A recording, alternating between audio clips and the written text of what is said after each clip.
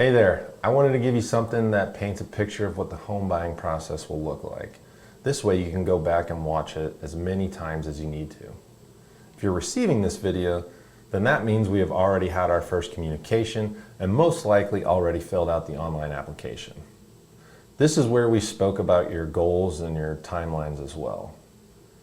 The next step in the process would be the pre-approval portion. This is where you upload documents such as income documentation, whether it's W-2s, pay stubs, 1099s. It just depends on how you receive your income. But that is uploaded to the secure portal you have created. This is an important step because you will need this pre-approval oftentimes even before you start looking for a home. This is where we dial in and strategize not only what you can afford, but what makes sense for your future financial security. Now the fun part happens. We send you a copy of the pre-approval letter as well as your realtor, and you start the search for your new home. Now, depending on what type of market we are currently in, it could go very smoothly and you could win the first house you offer on. Or it might take several attempts to get a house. Just know this. You will get the house that was meant for you. Don't get discouraged by the market, just keep plugging along.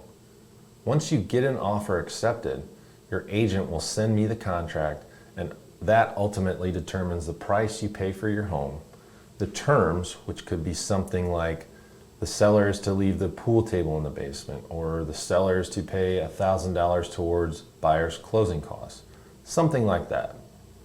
Lastly, it will determine our timelines, which per the contract are very important that we meet these deadlines.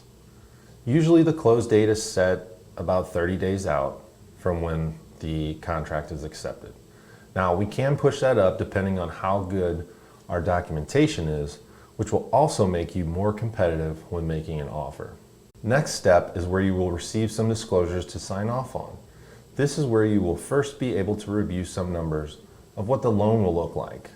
Now keep in mind, as the process goes along, we start broad and we work down to more finite numbers. So numbers are going to change as we narrow that down and get closer to the closing table.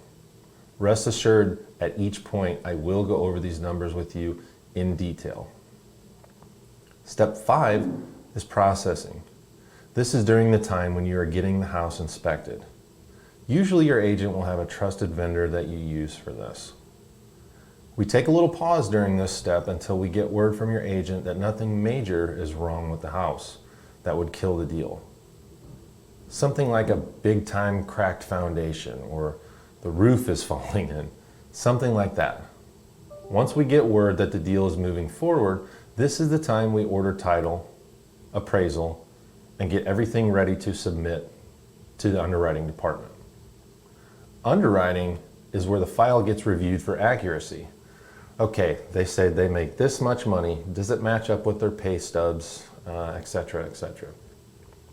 Once everything is reviewed, this is where you get your loan commitment. Basically, that means we are giving you our word that you are good to go for this loan. Final doc requests are made. Maybe we need updated pay stubs or updated credit report, something to that nature before we get final approval. Somewhere between 6 and 7 is where we lock your loan. At this point, you will receive what's called a lock loan estimate. It's another point to review numbers, and it says that we are basically promising you this rate for your mortgage. Once the loan is locked and we have a clear to close, we issue closing disclosures, which is basically the final numbers of how your loan will look. This will tell you exactly what you need to bring to the closing table, which will include your down payment and your closing costs. Again, this is another point that we will review in detail before you sign off.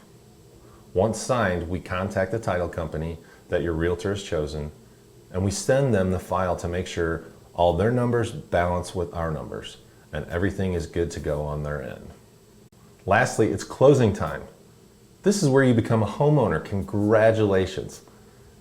You will need to bring in the cashier's check for your down payment and closing costs made to the title company that you are closing at. Closing docs are signed, funds are transferred, and deeds are signed, which properly conveys homeownership to you. Now, that was quite a bit of information, but the good thing is that you have this for a point of reference, and you can go back, rewind, fast forward to exactly where you need to. And of course, at any point in time, nights and weekends included, you can give me a call with any questions. Anyways, I want to thank you for the opportunity to do business together and be a part of this wonderful journey into home ownership. Take care and have fun searching for your new home.